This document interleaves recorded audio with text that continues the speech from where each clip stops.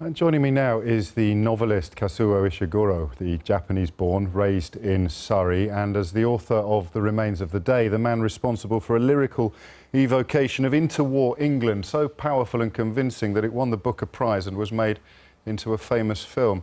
Kazuo, I mentioned these three parts of your past because they paint you in a way as a sort of literary poster boy for multicultural Britain and full integration, and yet you write in today's Financial Times of your fears that that sort of Britain may be in some sort of mortal threat. Why?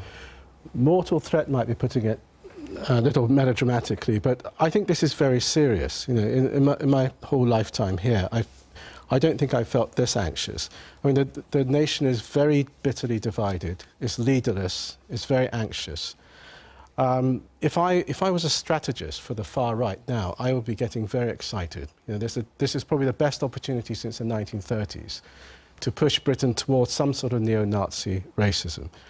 And I think we've got to, I mean, all the decent people in this country, and I mean both people on both sides of the referendum divide, have got to rally around some sort of decent heart of Britain, and I think that decent heart. I don't doubt that decent heart. You know, not even a little.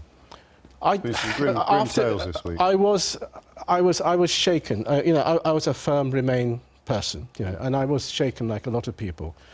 But in the end, I have a faith. I mean, about the essential decency of this country. I speak both as somebody who grew up as the only visible foreigner at school. I was always the only foreign boy at school, only foreign kid in the community. Over the years, I've lived in various parts of Britain when very large numbers of immigrants came from the Caribbean, Africa, Asian subcontinent, during a time of enormous economic turmoil in the 70s and the 80s. People like the National Front, the BNP, have never gained a hold in this country. You know, I think, and just as it was in the first half of the 20th century, basically, I can tell from my perspective, everything I know about this country, is that it is essentially a very decent, tolerant country. It does racism really badly, even worse than football. You know. They just don't do. I mean, and when fascism was rampaging across Europe in the first half of the 20th century, it couldn't get a foothold here. But I think we shouldn't be complacent now.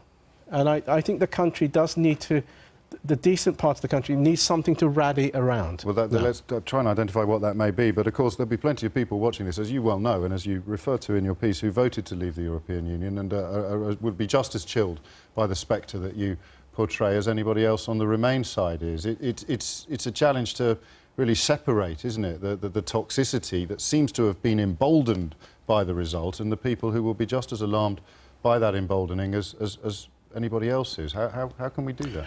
I absolutely believe that you know, the majority of the people who voted leave are not racists. Of course. Yeah, some are. Yeah, but you know, just at the local level, I would like to see I would like to see some sort of campaign, declaration, petition. No, I can't do it. I'm from the Remain camp. So the people from the Leave camp, I would like them to clearly say that they're against the kind of xenophobia and racism that is threatening to engulf. Have you detected any yourself? Have you not personally, no. Just reading. I mean, there are a lot of people who are very anxious, you know, and we've heard reports of just, you know, things that weren't acceptable before seeming people to be acceptable. Told to go home, I think yes, exactly. It's at that level at the moment. You know, I don't know how deep it goes, but I would like to see the people from the Leave camp just clearly isolate the racists, you know, by saying this isn't us. You know, I'd even offer them a slogan. You know, leave racism.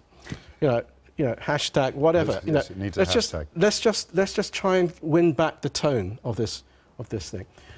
At a deeper level, at a deeper kind of you know thing. I'm one of the people who would like to see a second referendum, not a replay of the last one. But I think what we lack now is a proper mandate for the new Prime Minister, whoever it is, on what sort of Brexit we are going to go for. And I think we need some sort of discussion for a mandate. You've pulled the pin on the second referendum grenade just as our time together comes to an end. So we shall have to leave it there. Okay. Kazuo Ishiguro, many thanks. Thank you very much.